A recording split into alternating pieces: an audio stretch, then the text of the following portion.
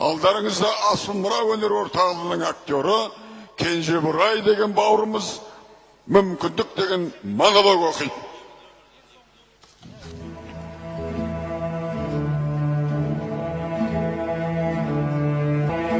Кішкентай кезімнен тар жерлер мен тар орындарды аса ұнатпаушы едім.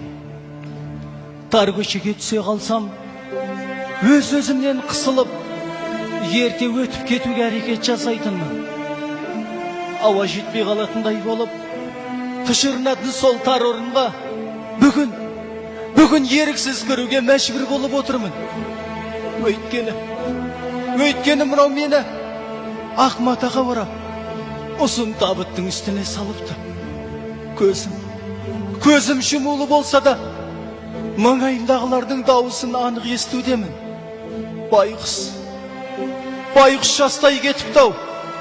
Алда бітірер талай істері, көрер қызықтар көбеттен мүсір кесіп жатыр. Иә, шынында талай жұмыстарым бітпей қалды. Балама қос қабатты үй, әйеліме шетел автокөлігін, үйімнің ішін жиһазға толтырсам деген, жаңа ферма ашып, ақшаны күреп тапсам деген жоспарымның бәрі де жартылай бітпей қалды. Жоқ, мүмкін емес. Бәрі тосыннан естілген болды.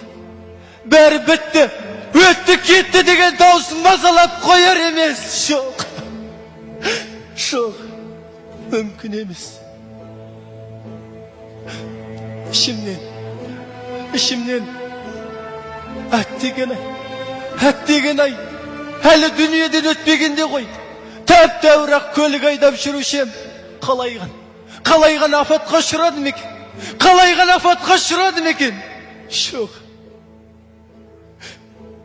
Енді бірте не болған ойланып жатқанымда, достарым табыттың бетін жаппақ болып ыңғайланғандығын байқадым. Енді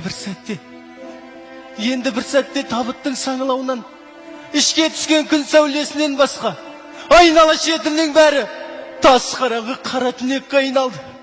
Қатты қорықтым, соншалық не ойларымды да білмедім. Жоқ, мүмкін емес. Жоқ. Барынша айғайлағым келіп, қанша қимылдасам да, бұнымнан түк шығар емес. Табытты достарым иығына салды да, ақырын ғана мені бір жаққа бара жатқанын сезіндім. Дәл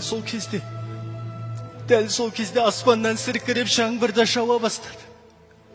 Сірә мені үйдің жанында тиіп тұрған мешітке жаназамды шығаруға бара жатыр-ау деймін. Айтпақшы, мешіт демекші. Тіршілігімде сол үйдің жанында тиіп тұрған мешітке бірде бір рет аяқ аттап басып көрмеппін.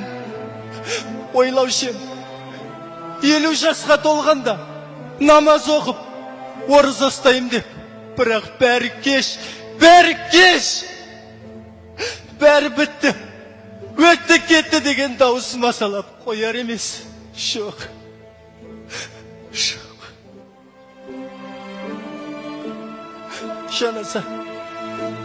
Жаназа намаз оқылып болғаннан соң, имам тұрып, сол жердегі жиылған адамдардан мынау менің қандай адам екенімді сұрасты.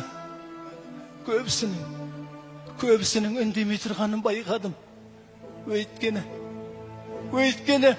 тіршілігімде оларға қатыгез болған едім. Япыр-ай, осы бір апатқа ұшырамағанда ғой, бәрінен кешірім сұрап, қайта татуласар едім деп ойладым. Жоқ.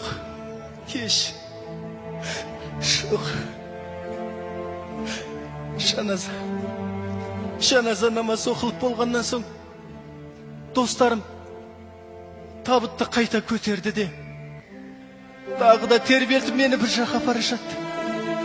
Дәл сол сәтте аспаннан күн күркіреп найзаға ойнап жаңбыр жауып жатыр. Жаңбырдың суы табыттың саңылауынан ағып, ақ тебінімді суға малып қатты шауратуда. Қатты шаурадым. Қатты тоңдым. Жоқ, бірақ құлағымда достарымның даусынан алар емеспін. Ал достарым болса, доллардың курсының жоғарлап төмендегенін айтып, қызыл кеңірдек болып жатса, енді бірлері кеше көрген киносының қызығын айтып тамашалап бара жатты. Табыттың алдын көтеріп келе жатқан екі досымның бірі, екіншісінің құлағына ақырын ғана: "Қара шер хабар бермесін. Байғұстың дәл бүгін өлгенін қарашы.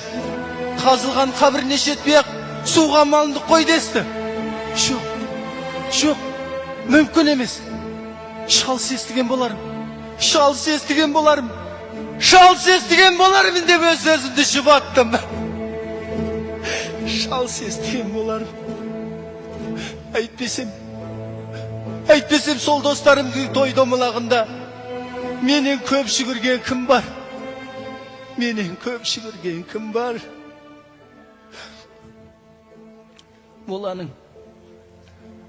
Моланың басына да шеттік ау деймін. Табытты ақырын ғана жерге қойды да, мынау менің төкке тұрғысыз денемді ақырын ғана көтеріп, іші суға малынған қабірге қойысты. Айнала шетіме ұзыннан ұзынға қарап: "Япырау, қабір деген осы екен ғой. Неге осы кезге дейін бірде-бір рет қабір туралы ойланбағам? Неге?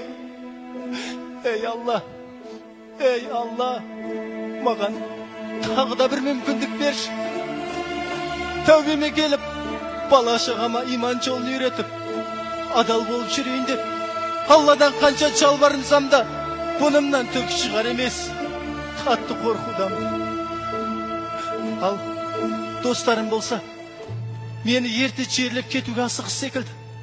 Әрқайсының күрекпен тастаған топырағы гүрс-гүрс етіп күннің күркіріндей сәре құтымды шыруда. Жоқ, мүмкін емес. Соңғы мәрте бар күшімді шидым да, соңғы мәрте тыпырлап барып, ышқына оянып кеттім. Қарасам түсім екен. Өз үйім, өз төсегім. Аман есен ештеңке болмай-ақ жатыр екем. Шынында далада күн күркіреп, найзағай ойнап тұр. Жанымда көрші үйдің дәрігері: "Бәрі бітті, өтті кетті, енді жазыласың" деп жанымда отыр.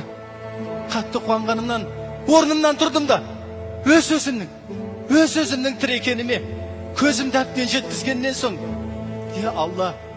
"Я Алла, менің тәубеме келуім үшін тағы да бір мүмкіндік бергеніңе сан шүкір" деп, содан бері намаз оқып, ораза ұстап, зекет беріп, мүмкіндігімді жіберген емеспін ағайындар. Мінекей, баршаңыздың да дәл осындай мүмкіндіктеріңіз бар. Сол мүмкіндікті құр жіберіп, ертең күні зар жылап жүрмейік. لا إله إلا الله، لا إله إلا الله، محمد رسول الله.